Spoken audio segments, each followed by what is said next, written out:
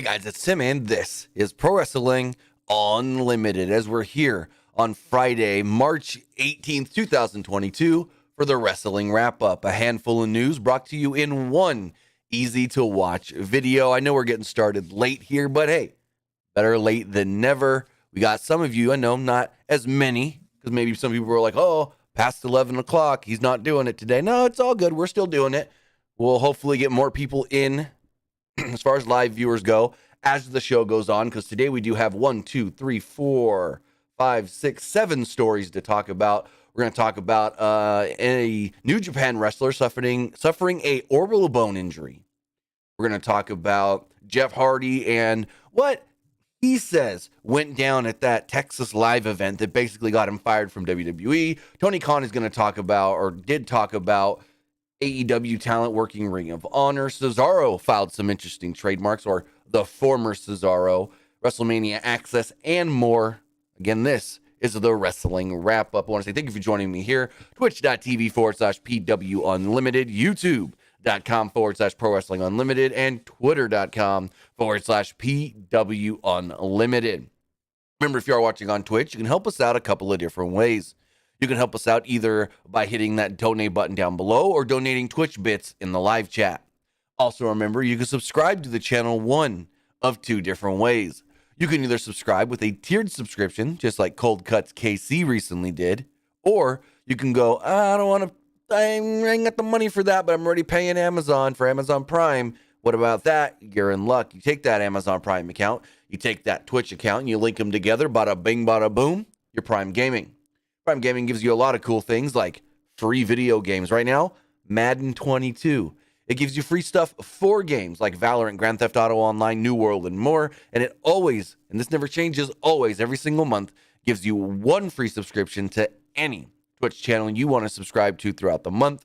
And I'd greatly appreciate it if you use that subscription right here, Pro Wrestling Unlimited. But remember, it doesn't have to be your Amazon account.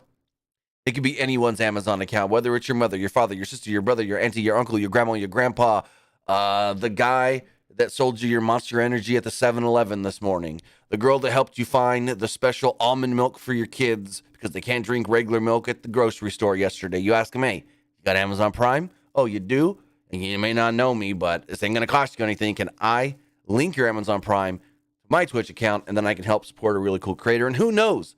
You do that, maybe you make a friend out of it or more. But on the flip side, if you're watching over on YouTube, you can help us out over there as well with a super chat or a super sticker donation. All super chats do get read live on the air. Also, remember, you can hit that join button down below to become a channel member. As a channel member, you get early access to news, early access to podcast episodes, early access to non-news videos, and so much more. But if you say, yeah, but I know YouTube's going to take a chunk of that and I don't want to pay YouTube for anything, well, you head over to patreon.com/PW Unlimited. And then you're helping us out more directly over there. And finally, a way that doesn't cost you anything really, the Epic Game Store. Head over to the Epic Game Store and buy a brand new game like Sifu or Elden Ring. Buy an old game like Grand Theft Auto 5. And when you go to checkout, it's going to ask you if you have a creator code, and you do. Code PW Unlimited. You can even put that in when you're claiming the free games over there on the Epic Game Store. If you're on your PlayStation, your Xbox, or your Nintendo Switch, and you're playing, I don't know, Fortnite or Rocket League, the store's on those games and those launchers. It's going to ask if you have a creator code as well, and you do. Again, code PW Unlimited. Doesn't cost you anything, and we get a kickback from it. But with that, we've got a lot to get into. The first story we're going to talk about is, unfortunately, Sonata, former champion, tag team champion, and multi-time tag team champion, actually, in New Japan, suffered a broken orbital bone and is going to be out of action for a little while, as we do pull up the story right here. The injury happened on Thursday during his match against Will Ospreay in the third round of the New Japan Cup tournament. Late in the match, Ospreay executed a running shooting star press, and he kneed Sonata in the head. The referee immediately moved in to check on Sonata's left eye. After a few moments, the match continued with Sonata locking in the skull and submission hold and then attempting a moonsault. Ospreay got his knees up on the moonsault, followed this up with a hidden blade running elbow attack, and then struck Sonata in the right side of his head. Ospreay then went for the cover, but yet Sonata kicked out. Still, I don't know if he knew the severity of the injury here, but he kept on working. He kicks out. You would think, okay, he's hurt. His eyes messed up. May not know exactly how messed up, but you know you're hurt, so go to the finish. But no, they didn't go straight to the finish. Ospreay then responded by raining down a series of elbow strikes. He set up for another hidden blade, and Sonata collapsed down to the mat. Ospreay then paused momentarily. It kind of looked like Ospreay was like, well, what the hell just happened? Like he wasn't 100% sure. He then moves in and delivers more elbow strikes until the ref ends up stopping the match. Sonata was then pulled from Friday's card in, and I'm going to butcher this name, Friday's card in Shizuoka. New Japan says that there is no timetable for his return, but he did suffer a broken orbital bone. Now, Sonata, like I said, is a former tag team champion, the current United States champion, and Sonata did send out a tweet that just said, quote, Sonata will return. But we do not know exactly how long he's going to be out from this orbital bone injury. I mean, we've seen guys broken orbital bone, they're out for a month or two. We've seen guys broken orbital bone, they're out for 5-6 months. It just depends on the severity of the broken orbital bone. And if we look broken orbital bone recovery, for a normal person, it says 3 to 4 weeks for a normal person and a slight break of the orbital bone, like one where it's not too bad.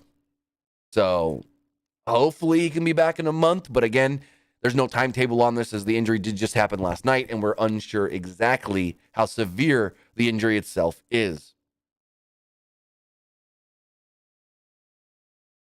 With that, as we move forward, we got some WWE news to talk about. It's kind of interesting because it has to do with Wrestlemania Access, yet I was under the impression Wrestlemania Access had been canceled. People that bought the WWE WrestleMania travel packages had an access ticket lumped in with their travel package. And I want to say a week or two ago, got an email saying, hey, your itinerary's coming. Everything is good to go, but we're going to give you a refund for that access ticket.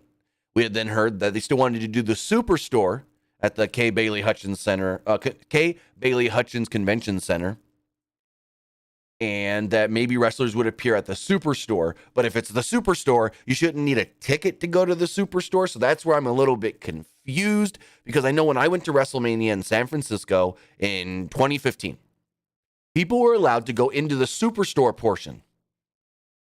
And you can go in there, you can buy merch and this and that, and maybe a wrestler will pop up in there. But you weren't able to go past the Superstore unless you had a ticket for access. But I guess they're doing things different, as WWE did post the following today on their website stating, Superstore Access, the most stupendous Superstore in history, and WrestleMania panels.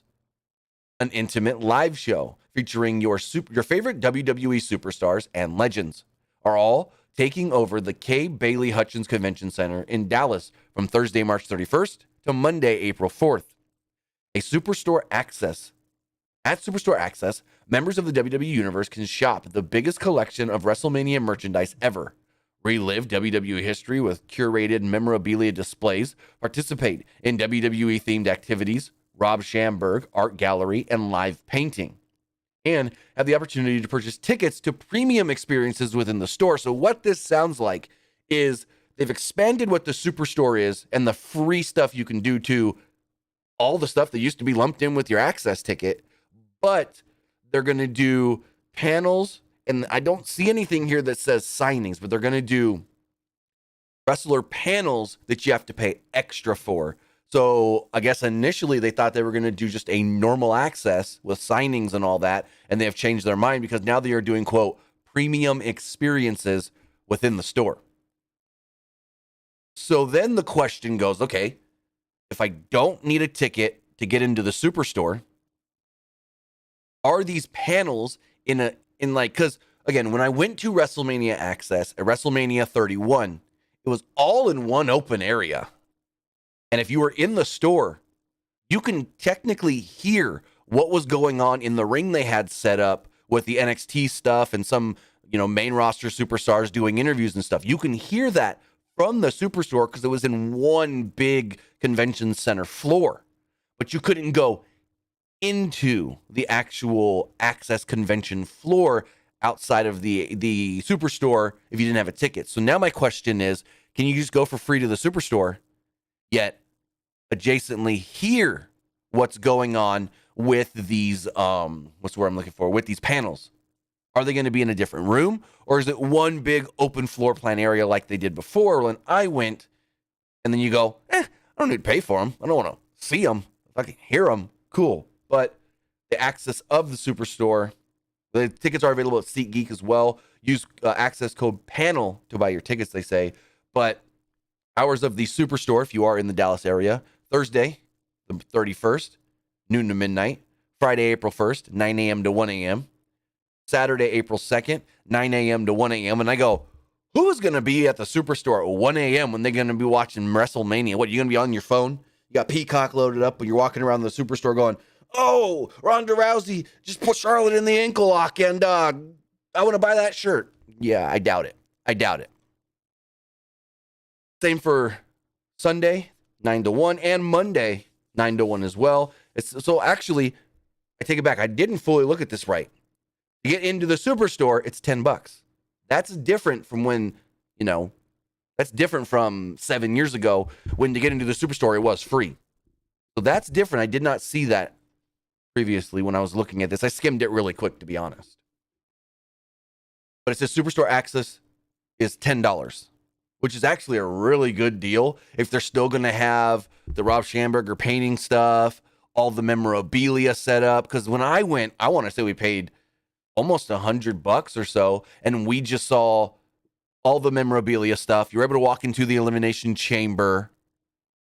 You were able to see the wrestlers at the signing booths, and they had some general admission signing booths that anybody can get in line for, and they had some premium signing booths where you had to have a special ticket like Randy Orton and so forth. But then they had the ring where they had NXT matches and whatnot. Like I saw Charlotte Flair versus Dana Brooke. But this is different. But again, still a really good deal. $10 to get into the Access Superstore and see all that stuff. Really cool. And then says Superstore general access admission tickets include unlimited entries into the Superstore for all 5 days. Again, that is a steal. Because when I went, I want to say it was like $125 to get into Superstore. And it was only for like a 3-hour window. It was like, all right, maybe even 2 hours. Because it was like, do you want to go to the morning, the afternoon, or the late session? This is $10, and you can go as many times as you want from Thursday to Monday. That's actually, wow. There's access to free activities within the footprint, ability to purchase premium experiences within the footprint. Tickets for those experiences will be sold inside the store. So basically, it is, hey, we're doing this over here. Most likely, this is what I'm taking from it. Oh, actually, they have it right here. So basically, it's like, hey, you want to go check out Undertaker's graveyard? You got to pay extra. You want to go to Alexa's playground? You got to pay extra. You want to take pictures on the Miz TV or KO show set? You got to pay extra. There's also a deal where you can sit down and commentate over a match presented by Snickers. Now, here's where we go panel-wise. Panels will range anywhere from $50 to $150. Superstore access general admission tickets. General admission ticket allows for unlimited entries into the Superstore access for all 5 days. Panel access at the Superstore access during your ticketed time session, so that's still the same. And seating capacity for WrestleMania panels is limited. The panels include the first one at 7 p.m. on Thursday, Xavier Woods and Kofi Kingston. Then at 9 p.m., that's a $50 one. At 9 p.m. for $100, you got Trish and Lita. Friday, at 1 p.m., you got Ray and Dom. 3 p.m., the Street Profits and Bianca Belair. 5 p.m., you got RK Bro. And then at 11:30 p.m., those first three, $50.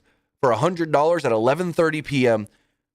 after SmackDown, Paul Heyman. Now, let me do some math here really fast, because it also doesn't say here on the WWE website.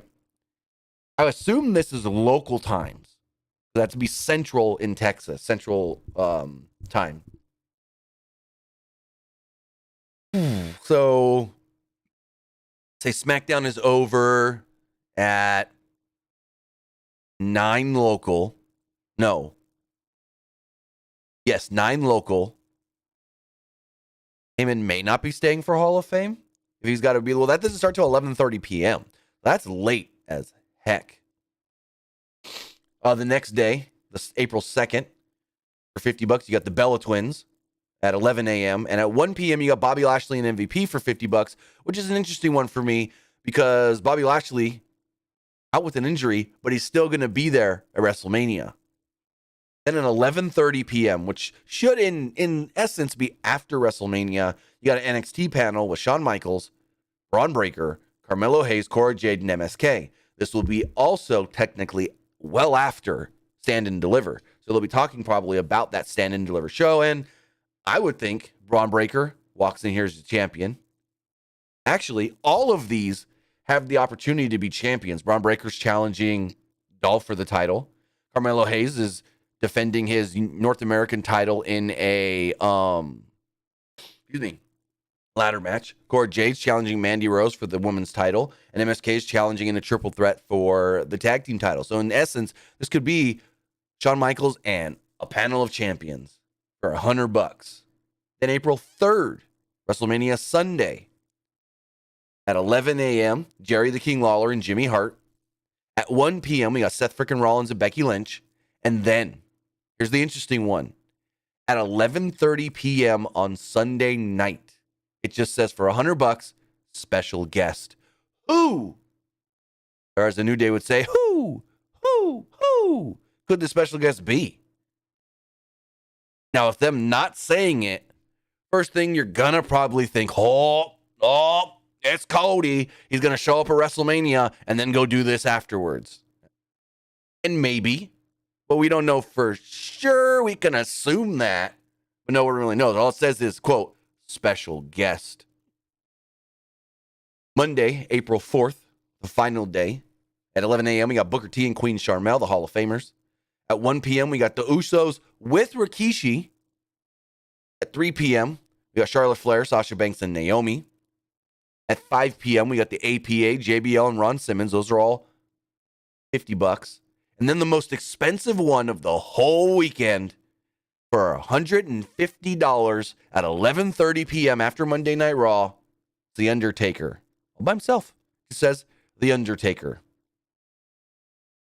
That'll be interesting. It also says, Superstore Access and WrestleMania panels are cashless events. All transactions will be paid by credit and debit cards only, just so you know.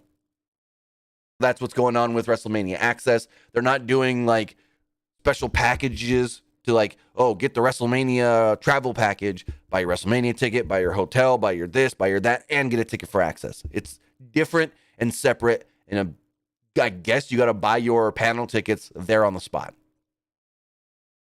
But as we move forward, somebody that won't be at WrestleMania, that's Claudio Castagnoli, the former Cesaro.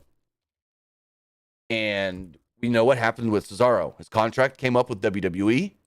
They wanted to give him an extension for basically, at least this is the word, for basically the same price or same pay that he was getting, for the same pay that he was getting already. He didn't want that. So he let his contract expire and he is gone from WWE. Yet, we got some hints, I guess you could say, of what's going on with the formerly named Cesaro as far as a few trademarks that he did recently file. And I am trying to pull those up here. For some reason, it's not loading. Let me try doing it a second way. I had it loaded earlier, and now it's just telling me can't be found for some reason. So let's go here. Cesaro. Nope. Let's see. Submit that. Excuse me. Go here. Let's load it up by his regular name, his real name, Claudio Castagnoli.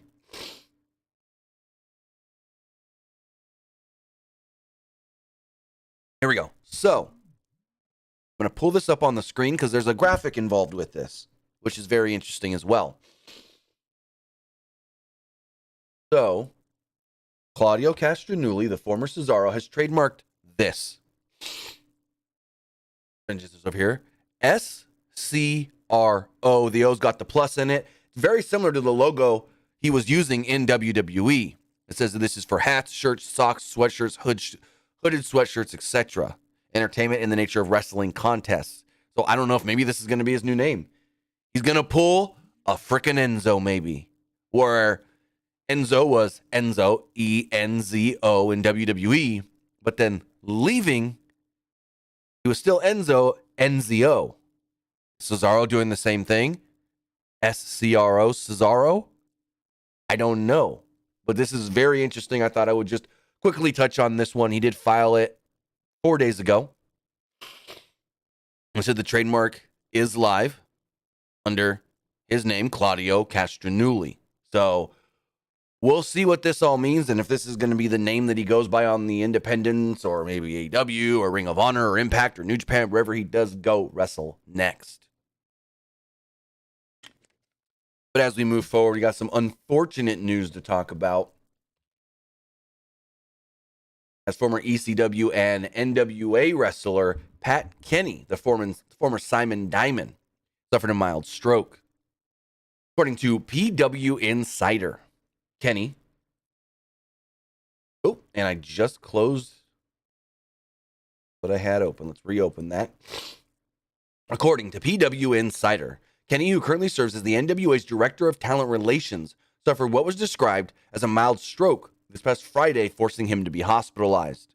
Now, I don't know if that means last week Friday or today Friday. I assume last week because it came out earlier today.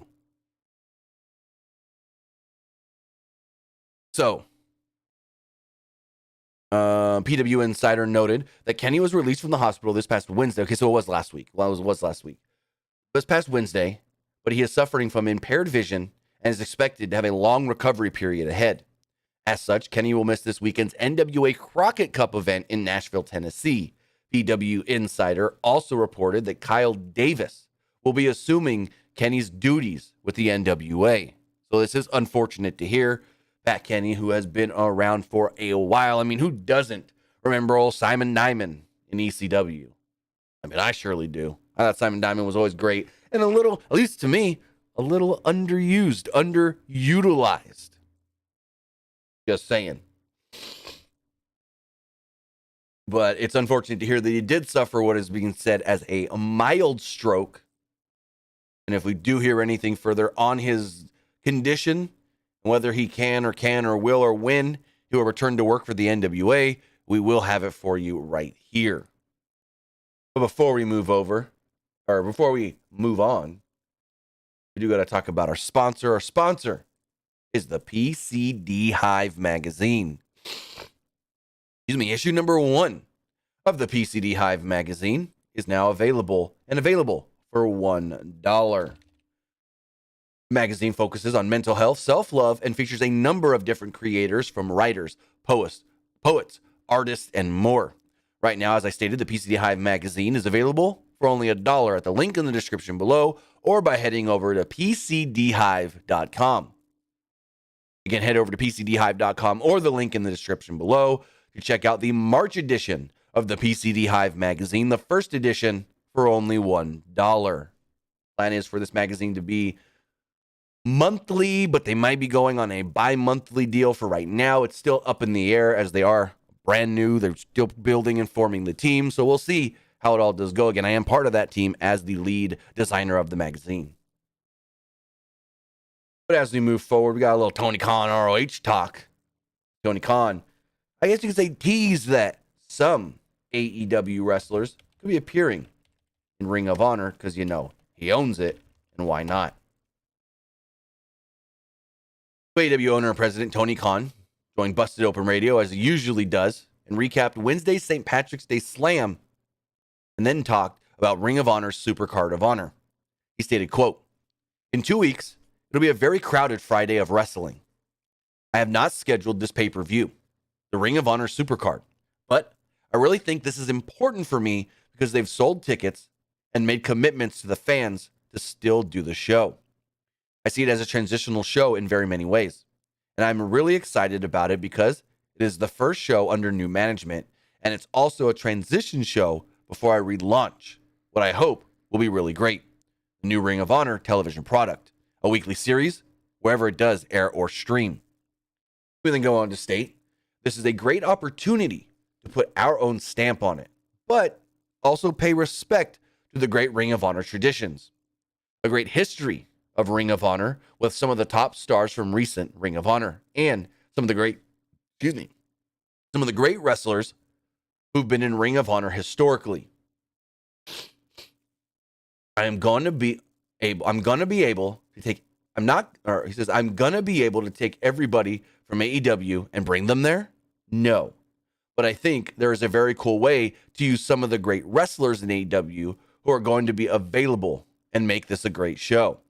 So he does talk about, there could be some crossover between AEW and Ring of Honor stars, AEW stars working Ring of Honor stars maybe even coming over and working AEW. And we have heard this week that there have been talks with Tony Khan and the current, or one of the current, Ring of Honor champions, or as you call him, the original Ring of Honor champion, Jonathan Gresham. Now, we know right now, well, actually, we don't know if they're actually going to, quote-unquote, sign a roster. Because the old ROH was not going to have a roster signed.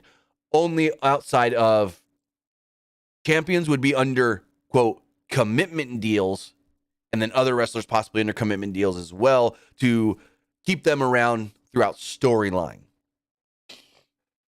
So we'll see how this all does go. We'll see how this all does play out. But Tony Khan says that, the way I take this is Tony Khan states Supercard of Honor is going to be ran like a traditional Ring of Honor show, but with a little bit of my new twist on it to show you what it's going to be as we move forward into whatever this new weekly series is going to be. So I have faith that he can do well with this, but at the same time, this guy going to be running himself thin, where he's booking 4 AEW shows a week, Dynamite, Rampage, Dark Elevation, and a weekly Ring of Honor show.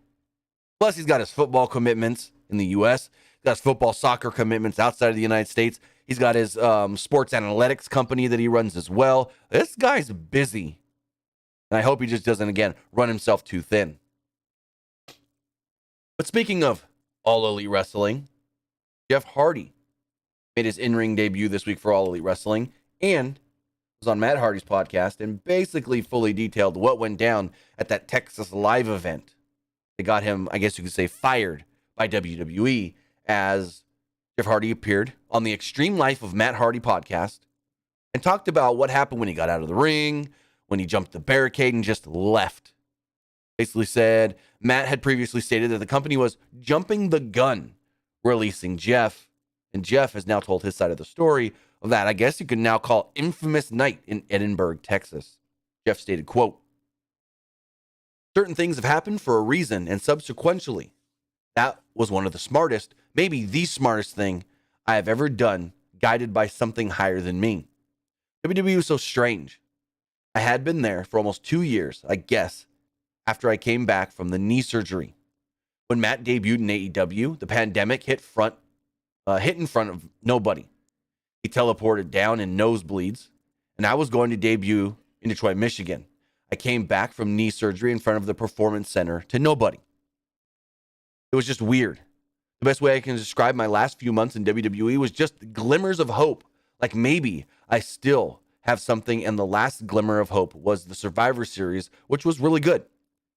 Came down to me and Seth Rollins, and I almost won, and the crowd was so behind me. I felt like one of the most popular baby faces in WWE. But yeah, that night in Texas, I finished my heat, took the heat, and just said, I'm ready to go. Went over the railing, disappeared into the crowd, and naturally, they think I took something like drugs or whatever, but I didn't. I mean, if I was that bad, I should have never went out there, is the way I see it. But yeah, it's just another unpredictable thing that I can do and I'd get away with. But it was more serious than that. It was one of the smartest things I had ever done because it worked out so perfectly. Mainly because my first day in AEW, I felt valuable for the first time. The care and love I was shown, I felt like I was supposed to be there. I just got chills thinking about that. With WWE, it just felt like they were keeping me to sell action figures, and that's one of the things. I get so much joy out of painting my face, and when I see that come out and immortalize in an action figure, I'm like, man, that's why I do this. This is so cool. And that's one thing I'm super excited here in AEW is my first action figure with face paint.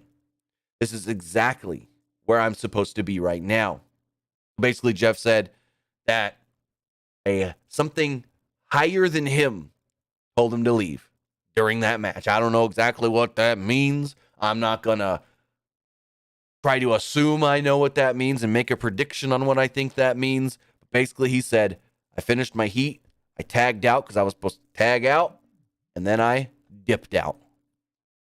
I don't get it. I don't understand it.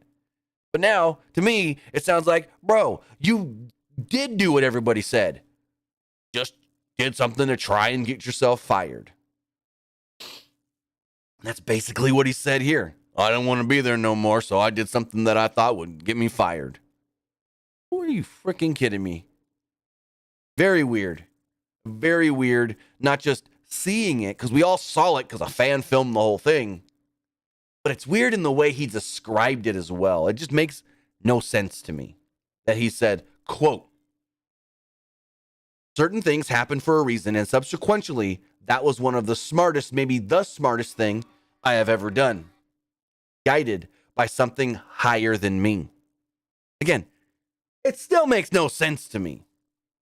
I don't understand it at all. He then also went on later to state, it felt right in the moment. I wasn't trying to get released. Just thinking about Survivor Series and how much fun that was. That connection with the crowd and how they wanted me to win so bad. It just made me think back to SummerSlam. I went to SummerSlam and it was a big crowd in this stadium in Vegas. And I was there all day for nothing. I was like, why am I even here? So it's like, I get that. Why are they bringing you to the show every week if they're not using you every week? Well, it's because they don't know if they're going to use you or not. So they need you there in case they go, hey, they wrote something for you. You are on the show tonight. But essentially, if it's pay-per-view, you're kind of going to know if you're going to be used or not. There's nothing on the fly where they're going to go, oh, well, we need Jeff Hardy in a match tonight, even though he wasn't booked. So I don't understand it. I don't get it. I'll never understand this, but yeah. Basically said that he felt like he wasn't, I don't know, to me, it really sounds like, and he says, I wasn't trying to get released. Yet everything you're saying here, to me, sounds like you are trying to get released, hombre. So, I don't know. I really just don't get it. But hey, he's in AEW. He says that felt great, debuting for AEW. He's with his brother, Matt. Matt, looking his age and whatnot in the ring. But Jeff still goes pretty damn well. So we'll see how far, quote, the Hardys, or as they were calling them on commentary, the Hardy brothers, go as a duo in AEW before they finally split them and make Jeff that big-time singles babyface that we know he is. One of the most popular wrestlers in wrestling. This man can do anything, good or bad, and still get one of the best reactions, best babyface reactions of anybody. But with that, finally, before we wrap things up, tonight, Friday night Smackdown. Going into the show, all we knew was, well, Brock and Roman are going to have a confrontation. But WWE announced a number of different things for tonight's show as we run that down really quick right here. Again, we know Brock and Roman. But we also know Sasha Banks and Naomi will be taking on the team of Rhea Ripley and Liv Morgan.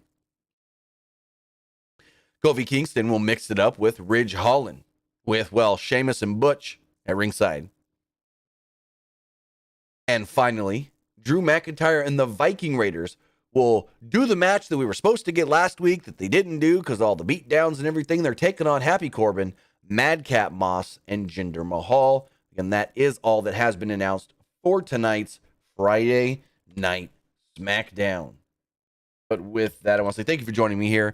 Twitch.tv/PW Unlimited, YouTube.com/PW Unlimited, and Twitter.com/PW Unlimited. Remember, we will be live. If you're watching Friday, we will be live tonight following Friday Night Smackdown, running down everything that did take place on that show, and a programming note for AEW. Tonight's AEW Rampage will not be airing at its normal time slot. It'll be airing no earlier, they state, than 11:30 p.m. Eastern Time, or whenever the NCAA basketball game does end. So just remember that. Rampage will be late tonight, especially if you live on the East Coast. So with that, guys, have a great Friday. Have a great weekend. I'll see you next time.